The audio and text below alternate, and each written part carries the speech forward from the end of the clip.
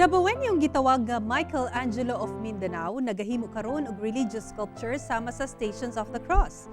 Ato siyang ilailahon pinaagi niining report. Siya si Brando Cedeño, 53 anyos, usa ka iladong classical sculptor ug painter sa Davao City. Tungod sa kanindot sa iyang mga obra, gitawag siyang Michelangelo of Mindanao. Dakong parte sa kinabuhi ni Brando ang art, sanglit dili lang kini niya kalingawan, kundili panginabuhian sab.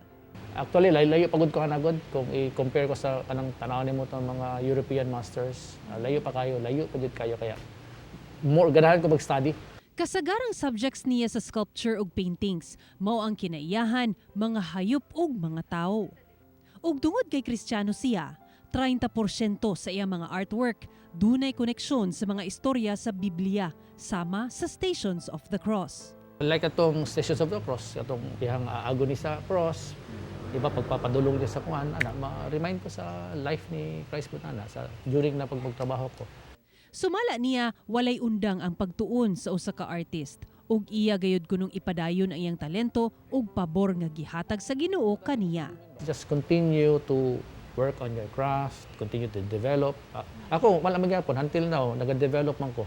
Kauban si Melchor Awing sa kamera, ako si Sarah Hilomen Velasco para sa One Mindanao.